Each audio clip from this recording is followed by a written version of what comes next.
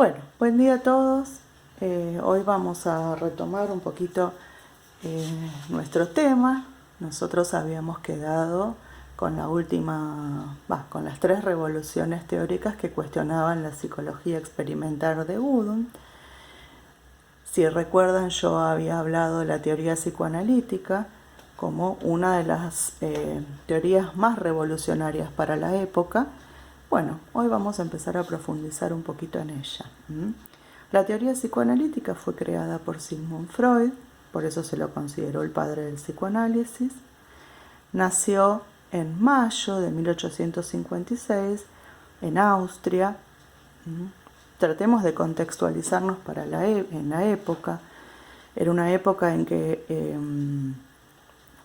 las carreras universitarias, la formación profesional no era de la manera en que soy, ¿sí? Costaba mucho abrirse camino como profesional en esa época, sobre todo como médico, porque competía mucho todavía lo que era la medicina clásica con las terapias asociadas un poco a no solo lo natural, sino también a las brujerías, a todo eso. Ahora después vamos a ver por qué esto de las brujerías. Bueno, perteneció a una familia judía, pero no eran ortodoxos, es decir, no practicaban formalmente la religión. A sus 4 años tuvo que trasladarse con toda su familia de Austria a Viena, porque su papá, que era un señor dedicado a la industria textil, empezó a tener problemas laborales allí en Austria y en Viena vio mejores oportunidades. Bueno, él a muy temprana edad, Freud, ya era un alumno brillante, era muy inteligente, muy curioso, y entonces inició a una edad muy temprana la carrera de medicina. Ustedes piensen que para la época no tenían marcados los niveles como tenemos nosotros, jardín, primaria, secundaria, terciario o universitario. Entonces, cuando ya consideraban que el alumno no podía aprender más y que estaba preparado para otro tipo de contenidos más profundos e importantes, podía empezar a estudiar en la universidad. Entonces, que eran muy pocos para la época. No todas las personas tenían acceso a una carrera universitaria. Entonces él se graduó muy jovencito como médico, especializándose en la neuropatología, que hoy sería una mezcla de la neurología y la psiquiatría. Por eso en algunos libros habla de Freud como psiquiatra, en otros como neurofisiólogo o neuropatólogo. Bueno, como era tan brillante, en 1885 él obtiene una beca con la cual viaja a París a permanecer 6 meses en contacto y ser alumno del doctor Charcot, que en ese momento también era una eminencia en neurología. Charcot era un gran estudioso del método hipnótico. Ese método, en realidad, era muy desprestigiado entre los círculos médicos de la época, porque la verdad no se lo consideraba como un método científico, se lo consideraba como una práctica relacionada con las brujerías, ¿sí? Entonces la verdad que en los círculos médicos, cuando se hacían, porque ya en esa época se hacían presentaciones de casos, juntas de profesionales, congresos, lo que hoy es llamado un congreso, cuando se reunían estos círculos médicos y Freud presentaba junto a Charcot el método hipnótico, la verdad los círculos médicos todos se burlaban de ellos, se reían.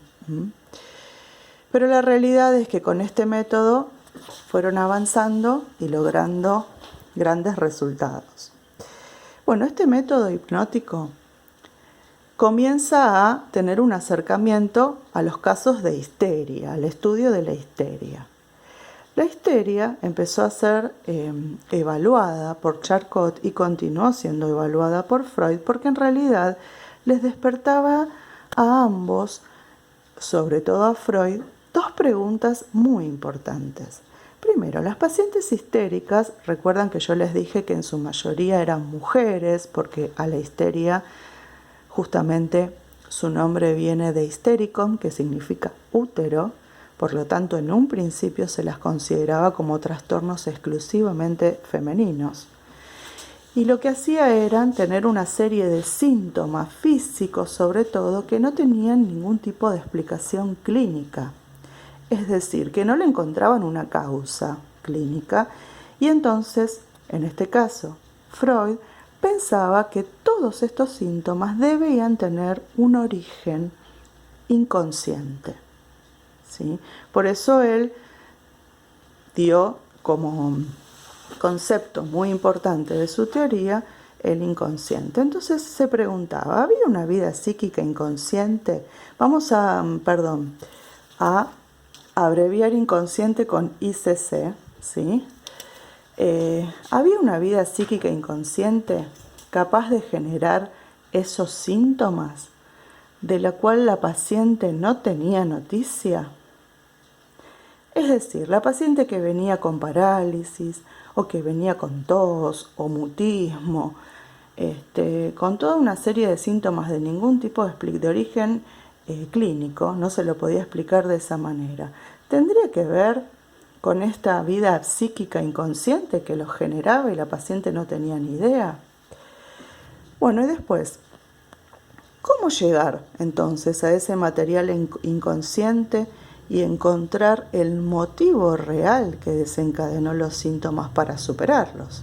Porque en realidad lo que se buscaba era la cura de todos estos síntomas. Bueno, ahí tanto Charcot como Freud empezaron a pensar que la hipnosis podía ser un camino a la solución.